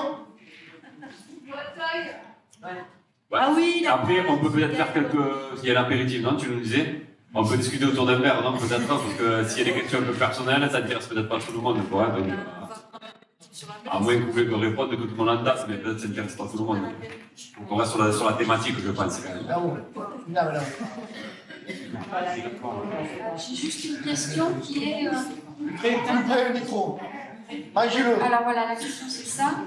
Normalement, on est censé maintenant, comment dire, les composts qu'on a chez soi quand on épluche des légumes, les communes sont censées le collecter. Et je voulais savoir si ça peut être un apport pour l'agriculture. Je ne parle pas des déchets verts, je parle de quand on épluche les légumes, au lieu de les mettre à la poubelle, si on les jette sur les parcelles de vigne, est-ce que ça fait un apport organique? Alors c'est moi qui vais vous répondre, parce qu'au niveau du CIVAM, on est en train de travailler justement sur les composts non originaires de matières agricoles. Et donc pour l'instant, on n'a pas encore tout à fait les retours, mais vous n'allez pas les jeter comme ça, compostez-les d'abord, et une fois que c'est composté, ça peut aller dans les terres. Ça aura travaillé un petit peu, ça sera transformé. Mais la matière brute, il y aura un rendement qui est très faible dessus, ou il sera très bon dans le temps. C'est possible, oui. Vous parlez des containers qui sont mis à disposition des... C'est ça, hein? Oui, c'est ça, oui. Non, bon? Alors, en théorie, c'est censé être récupéré par les communes, et c'est géré par le Citétum, après, hein, théoriquement. Dans les Alberts, ils ont mis des containers en bois et on jette dedans les végétaux et voilà.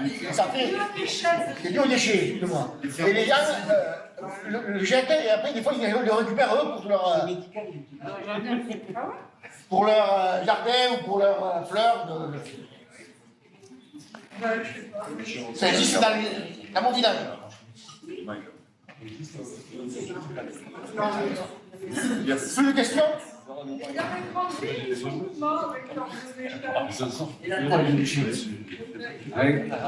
Ils amènent dans les centres de retraitement des ordures et c'est composté là-bas. Après, je ne sais pas ce qu'ils en font. Une autre question, la méthanisation des produits indigestables.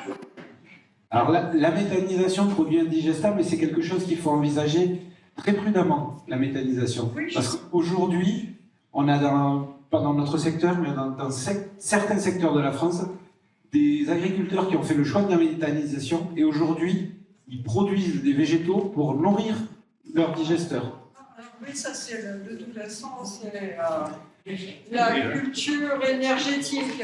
C'est le gouvernement qui a mis ça en place. Ou alors on a aussi les fermes-usines. Oui, aussi. C'est le On a poste la culture de la débat. prairie. C'est la prairie qui vient Mais dans le nord. si vous voulez, on en appréhende un peu difficilement ça, parce que vous avez pu le constater, sur toute la table, on est ou en bio ou en agroécologie, donc c'est pas du tout notre philosophie d'aller sur la ferme-usine. Mais dans le département, il n'y en a pas, je vous rassure. C'est quand on consomme qu'on vote. Et dans les PO, c'est pas simple parce qu'il y Il y en a qu'un de méthanisation, non? Ouais, je sais pas, mais. Ah, Il y en a un qui utilise les déchets de l'usine de chocolat de Sémois et les eaux blanches et rouges de l'abattoir de Perpignan. il est à D'accord. côté du cadre de ménage. Je savais même pas. Mais en fait, c'est compliqué ici parce qu'on est tous quand même des petites surfaces. Il y a pas beaucoup de. Il y en a quelques-uns, bien sûr, mais c'est surtout les arbres qui ont des très très grandes surfaces. Et nous, on est quand même surtout des. En fait, l'agriculture des Pyrénées-Orientales, c'est vraiment l'agriculture paysanne. Mais bon, qui a été biberonnée à la subvention et aux pesticides pendant des années, ça c'est clair, qui est en train de changer. Mais on va pouvoir y arriver là. Et par contre, il y a aussi, enfin, j'ai oublié d'en parler, mais c'est vrai que il y a aussi, là, on parlait du foncier tout à l'heure, mais la pression foncière sur l'agrivoltaïsme, ça c'est une autre problématique aussi. Et nous, en tant que paysans, on ne peut pas tout lutter sur tous les fronts, mais vous, citoyens, vous pouvez peut-être faire quelque chose. Parce que c'est vraiment de l'accaparement en fait, de terre. Et les zones là, de protection naturelle, là, elles sont vraiment ciblées aussi par ces grosses entreprises.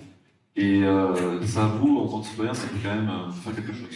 Moi, quand même, moi je vous dis, on est vraiment tous dans le même bateau là. Et on rame, je sais pas dans quel sens, mais on y va quoi. Bah, justement, je voulais rebondir là-dessus. Hein.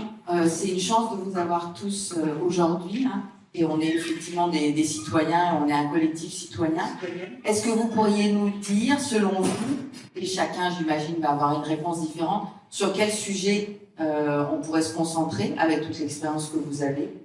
Voilà, est-ce que chacun d'entre vous, vous avez des priorités ou des pistes sur lesquelles ça aurait du sens qu'on puisse se concentrer dans les échéances qui sont les échéances actuelles?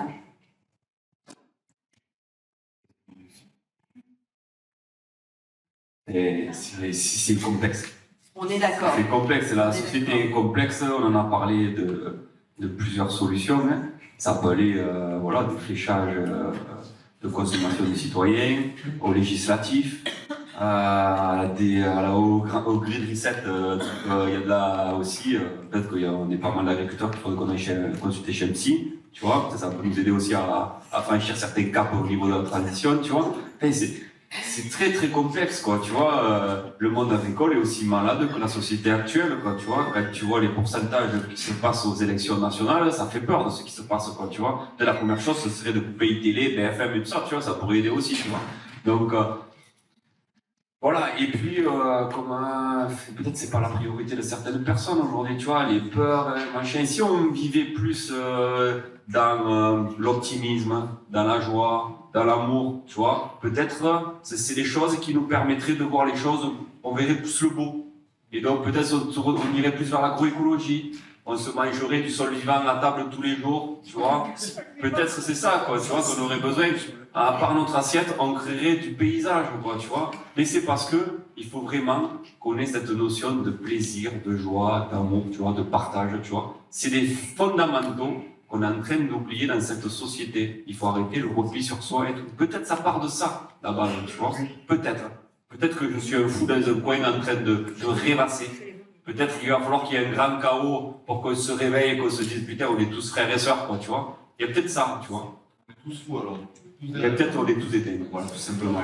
Alors soyons des dingues, devenons des dingues. C'est pas nous les dingues. C'est bien, ça se passe. C'est vrai qu'on est des fous, mais non, on est des fous illuminés. Donc, c'est l'avantage, c'est-à-dire on y croit. Et moi, je dis souvent dans les réunions, enfin, cohésion et partage, c'est la première chose à mettre en avant. Hein. Après, ce qui fait avancer les choses, c'est l'exemple. Montrer l'exemple, aller montrer là où ça fonctionne, soit des réussites ou des échecs, ça fait avancer aussi, voilà. Et pas avoir peur justement de partir, de tester, même sur des petites surfaces, montrer que bon bah sur ce secteur-là on peut planter, ça y a encore des choses à faire, voilà. Et c'est ça en fait qui donne l'engouement, qui donne éventuellement le paysan qui était à côté, qui lui était dans une monoculture classique, et peut-être il a son fils qui est un peu plus ouvert, il voit le voisin faire, et bah, ça va peut-être l'emmener à faire peut-être 1000 m², et après 2000 m², ça va partir sur 5000 et 1 hectare et plus. Et c'est ça, petit à petit. Moi, je me rappelle, au début de la Parme, quand on a commencé à parler d'arboretum, conservatoire, espèces résilientes et tout ça, non, ça ne sera pas possible, parce que bon, on n'est pas ceci, on n'est pas cela, et 2 ans après, c'est fait. Voilà. C'est une question de volonté. Après, il faut aller argumenter, il faut aller voir les gens, pas avoir peur. Quand on te met à la porte d'un côté, tu repasses de l'autre. Et si ça marche pas avec un, bah, tu feras avec le voisin et y aller, quoi. Après, c'est énergivore, ça demande du temps, c'est du terrain. C'est comme nous, là, ce soir, dimanche soir, bah, on est là. Voilà, parce qu'on y croit et il y a énormément de personnes qui croient aussi en nous et on les accompagne au mieux. On dit pas que tout est facile. Voilà, il y a beaucoup de choses qui sont difficiles aussi, mais quand on garde la volonté, on y arrive. Bon.